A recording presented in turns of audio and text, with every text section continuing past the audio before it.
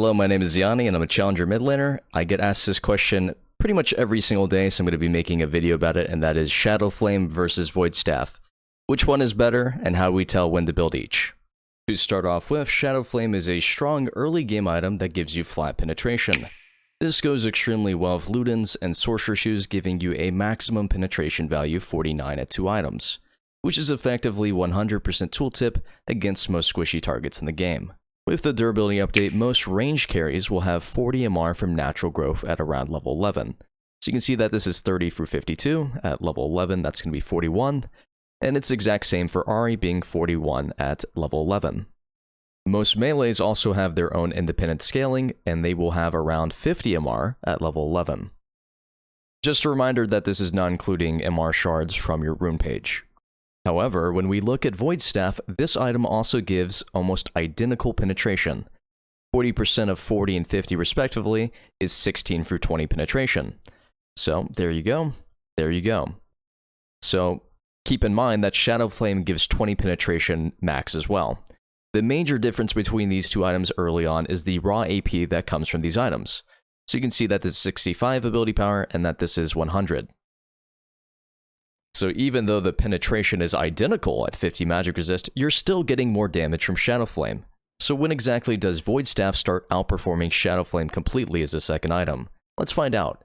This is a dummy with 1500 HP and 50 MR. This is a 1500 HP dummy with 60. Our first combo is going to do 1735 with the Shadowflame. Second combo with VOIDSTAFF. It's going to be 1660.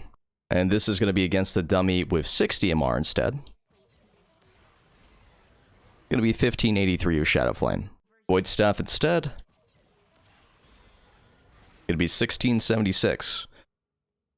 So that's great, that's cool. We have a magic number that we can consider now, which is 60 magic resist. But it's not always this simple. With the new durability update and current itemization trends in League, the next step here is considering the opportunity cost. The definition of opportunity cost is the loss of potential gain from other alternatives when one alternative is chosen. This means when we lock in our choice of Shadowflame or VOIDSTAFF, we're losing out on other potential stats. So if you're going to invest 2,800 gold or 3,000 gold on your second item, you want to make sure you're maximizing your gold efficiency. So yeah, Shadowflame is a stronger second item, and that might be pivotal to your team's win condition. But what happens if they start building magic resist? It just takes 450 gold to neutralize your Ludens and Sorcerers, which costs 4,400 gold alone to get that penetration. Most completed MR items will completely neutralize your flat penetration. A Negatron alone is 900 gold for 50 magic resist, with all these other items having access to pretty much 50 MR. What about your defensive items or other items like Rabadon's Death Cap? If you build Shadowflame second, it kind of bricks your build completely at this point if you're playing into magic resist. It's not easy to build VOIDSTAFF third because you need some items to enable your playstyle. Some champions require Zhonya's as their third item, but if you go VOIDSTAFF and Shadowflame as your second and third, you're delaying your defensive or your raw AP item by another 3,000 gold, which takes you another 5 minutes or 8 minutes even. This video was too long and I didn't watch. Here's what you're going to do. You're going to look at the champions you're playing against. Are they bruisers? Are they carries? Do they have lots of melee champions? You're going to identify their core builds, which is typically their first 3 items. Do they build mercs? Can they build mercs consistently? Do they have access to Maw, Wits End? You take a look at Viego here. You build tank boots on Viego, which means that you can go mercs as well. And then you see this 4th item or 5th item is Wits End or Maw, which means he has access to at least 100 MR if he wants to. We take a look at Sejuani.